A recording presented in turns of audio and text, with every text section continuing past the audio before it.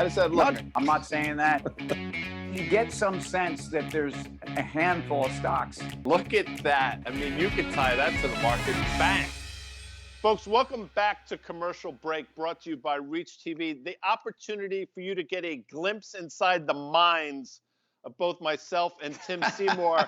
Tim, how are you today? I'm not sure I want to be there. I don't know if I want to be inside the minds of either one of us. I'm good. It's a beautiful winter day. We got some birthdays to celebrate this week, as we like to do. Who's this guy over my shoulder? Wow, that's not Steve Miller. By the way, I mentioned that because, as we mentioned a number of times, in the winter time, a great Steve Miller Band song. But no, that's Eddie Van Halen. Come on, man. Unfortunately, he's the late Eddie Van Halen, one of the greatest guitarists of all time.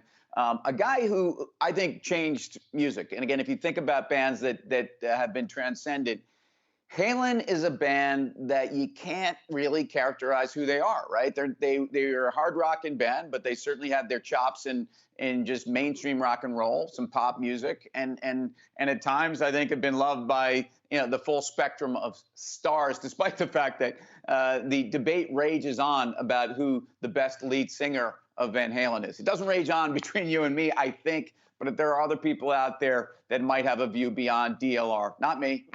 There's no debate. David Lee Roth is Van Halen. I mean, let's not even go down that route. But you're saying to yourselves, all right, we're getting a glimpse into the mind. Why do these two guys have Eddie Van Halen on behind Tim's right shoulder? And the reason why, Tim, is because this week in 1955, the great Eddie Van Halen was born, a genius, along obviously with his brother, Alex Van Halen, just geniuses, both of them musically.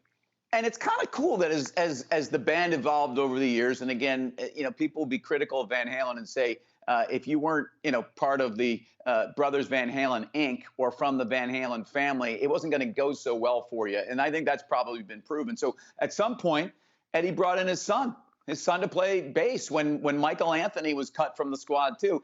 A sad day, by the way, because I think Michael Anthony was an underrated piece of that puzzle. But it is the Van Halen Inc. family, and Wolfgang Van Halen took over. That's it. I mean, when Mom and Dad Adami were saw this cute little baby come into the world, was there any shot you were going to be Wolfgang Adami? No, I'm sure that was not even in the running of names. I mean, but I think it's a really cool name. And you're saying to yourself, well, why would Eddie Van Halen and Valerie Bertinelli, by the way, name their son Wolfgang?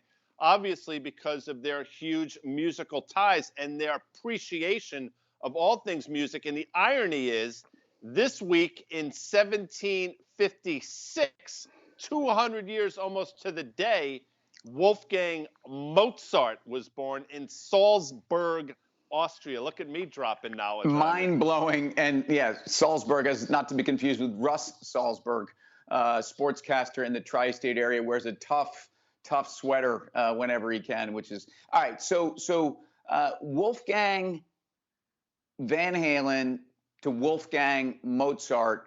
The fact of the matter is, these guys, were each iconic in their own realm at a time when I think people look to music to set the standard. And if you think about the world that we live in today, and you think about what's going on with interest rates, which this morning hit 2-year highs, but are starting to concern people of where interest rates were back when look, we didn't have an inflation problem when Mozart was born. We did have an inflation problem when Eddie Van Halen was born, and not since I would say probably 40 years ago. Were we actually worried about interest rates? But this morning, we're at 2-year highs on the 10-year note. And for people that don't really even understand what that should mean to them, look, the 10-year interest rate marker is something that sets interest rates for mortgages, home loans, obviously, therefore, but auto loans, even revolving credit. Is this something you're worried about?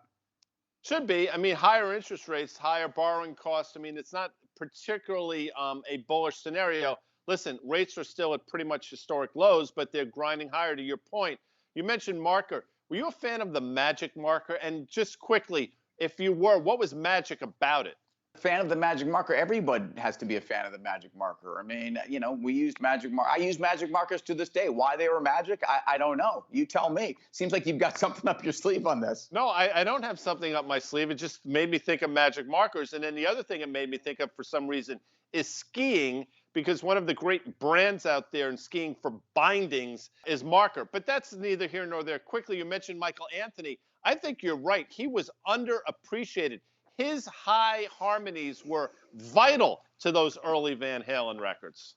Well, and again, there are so many folks that I think you think about bands and their sound and who's defining in their sound, and it's often the guy that sometimes is seemed expendable by the mercurial, leader of the band.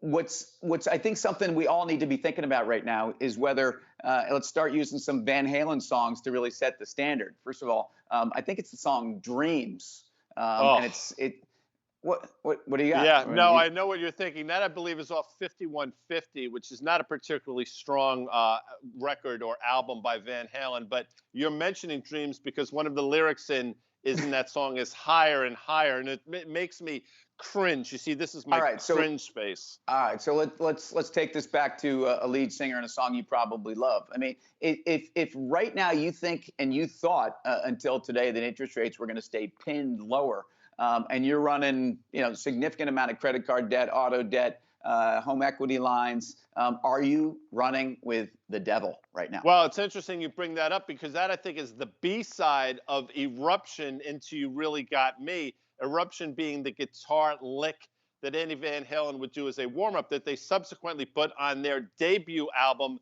aptly named Van Halen. Yes, interest rates are in eruption mode, Tim Seymour. Well, it could be pound cake for you if you're not careful. But I mean, I think we've got a case where, and again, I'm going to more Van Hagar than I am going to Van Halen of DLR. But right now, rates are standing on top of the world. And I actually think that it's going to be a little bit of a comeuppance. I know this is brutal. But I mean, I think there are people right now that are looking around and saying, you know what? You really got me.